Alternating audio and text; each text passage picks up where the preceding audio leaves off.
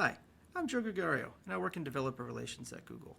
This talk is on REST, and in the talk I presume you're familiar with the Atom Publishing Protocol. If you're not, you can watch my other video, an introduction to the Atom Publishing Protocol, and then come back and watch this one. So, let's begin. You may have heard the term REST, and a lot of protocols these days are advertising themselves as REST. REST comes from Roy Fielding's thesis and stands for Representational State Transfer. It's an architectural style. Now, an architectural style is an abstraction as opposed to a concrete thing. For example, this Shaker house is different from the Shaker architectural style. The architectural style of Shaker defines the attributes or characteristics you would see in a house built in that style. In the same way, the REST architectural style is a set of architectural constraints you would see in a protocol built in that style. HTTP is one such protocol.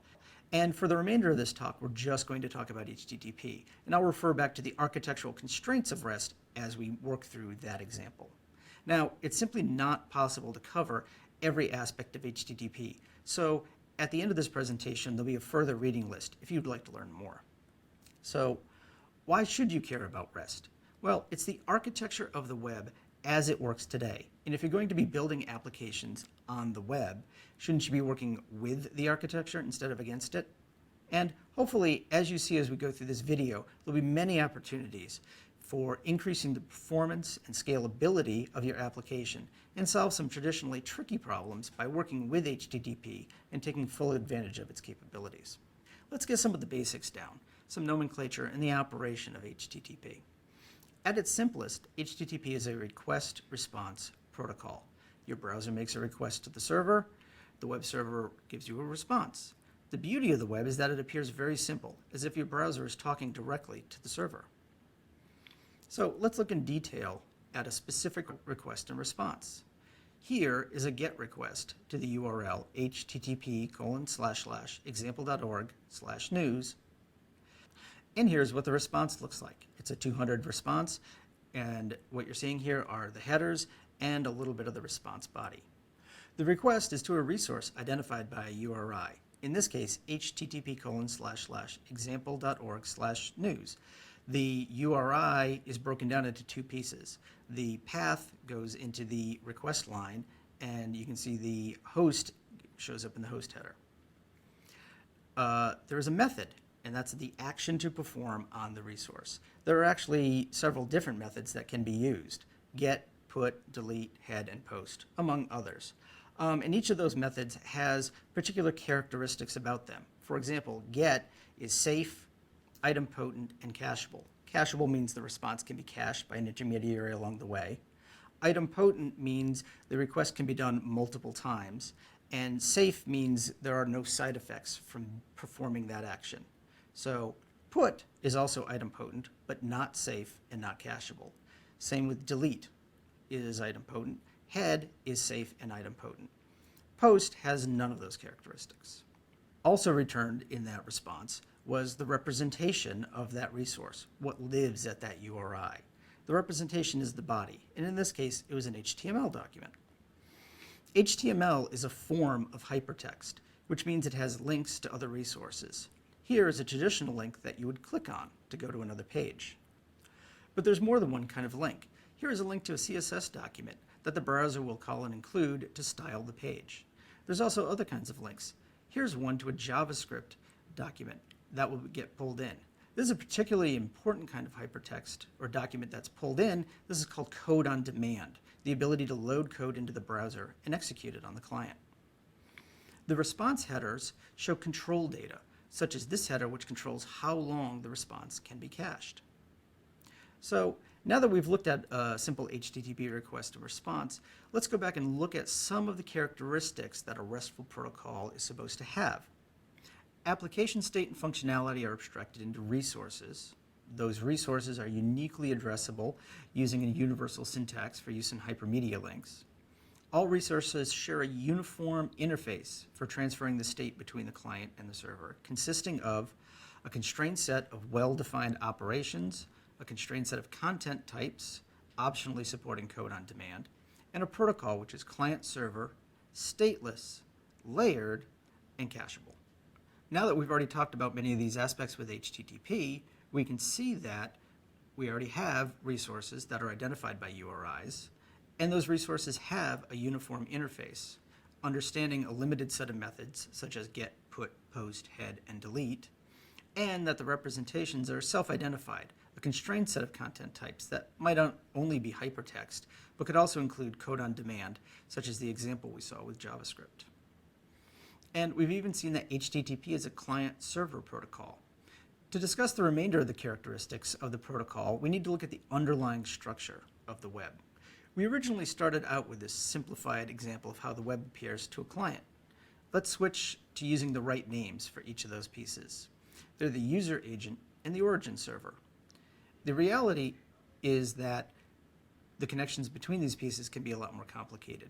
There can be many intermediaries between you and the server you're connecting to. By intermediaries, we mean HTTP intermediaries, which doesn't include devices at lower levels, such as routers, modems, and access points. Those intermediaries are the layered part of the protocol, and that layering allows intermediaries to be added at various points in the request-response path without changing the interfaces between components, where they can do things to passing messages, such as translation or improving performance with caching. This is also why it's important that interactions between requests are stateless. That is, each request is independent from the others, allowing intermediaries to work on a single interaction without knowing the entire topology. And since different requests may travel through different intermediaries, there may be no chance of visibility between the interactions. Intermediaries include proxies and gateways. Proxies are chosen by the client, while gateways are chosen by the origin server. Despite the slide showing only one proxy and one gateway, realize there may be several proxies and gateways between your user agent and origin server, or there may actually be none. Finally, every actor in the chain, from the user agent through the proxies and the gateways to the origin server, may have a cache associated with them. If an intermediary does caching and a response indicates that the response can be cached, in this case for an hour, then if a new request for that resource comes within an hour, then the cached response will be returned.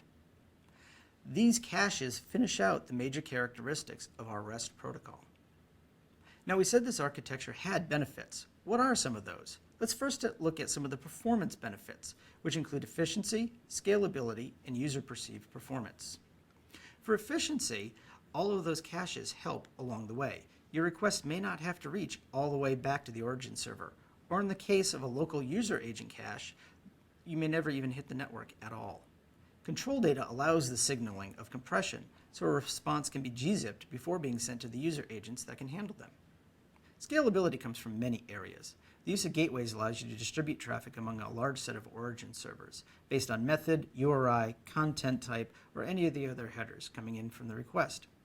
Caching helps scalability also, as it reduces the actual number of requests that make it all the way back to the origin server. And statelessness allows requests to be routed through different gateways and proxies, thus avoiding introducing bottlenecks and allowing more intermediaries to be added as needed. Finally, user-perceived performance is increased by having a reduced set of known media types. That allows browsers to handle known types much faster. For example, partial rendering of HTML documents as they download.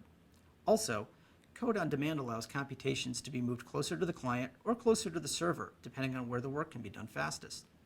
For example, having JavaScript to do form validation before a request is even made to the origin server is obviously faster than round-tripping the form values to the server and having the server return any validation errors. Similarly, caching helps here, as requests may not need to go completely back to the origin server. Also, since GET is idempotent and safe, a user agent could prefetch results before they're needed, thus increasing user-perceived performance.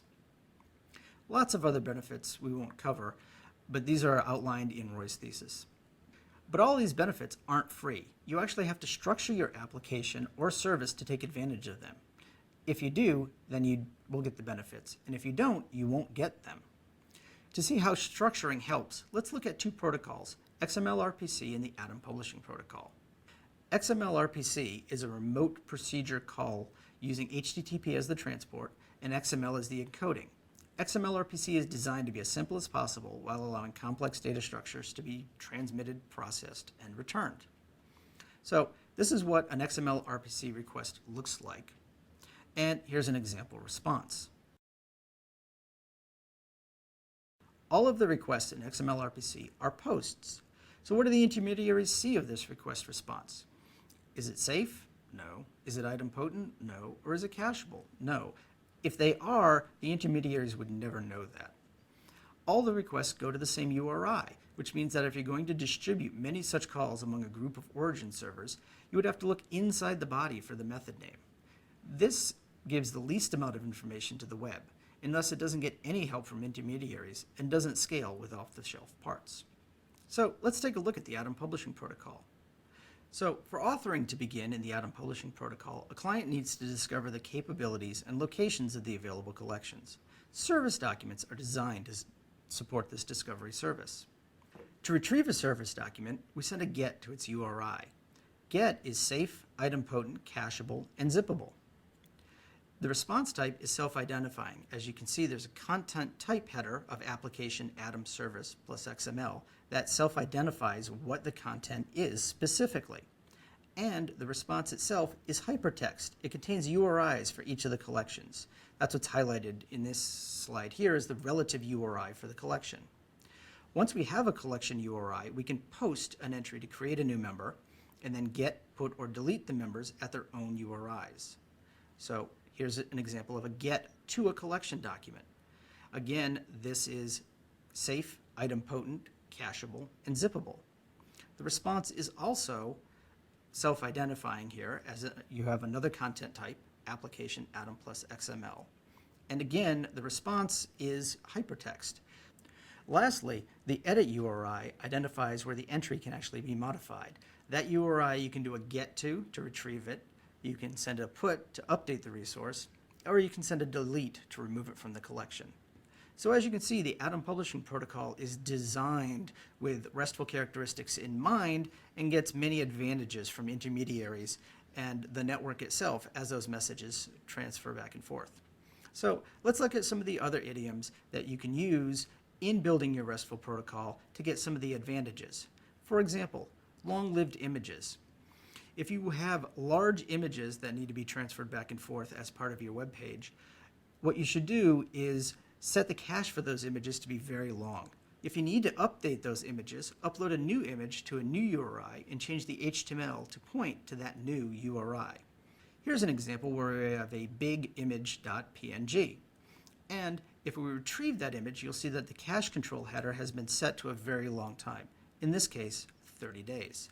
If we made a mistake or we'd like to update that image, what I need to do is upload a new image, big image 2, set the cache control for that to be very long, and then update the HTML. The idea here is that you keep the HTML with a short cache lifetime, and thus you can update that easily. So there you go, a high-level view of REST and how it relates to HTTP. Here's the list of further reading that I had promised you.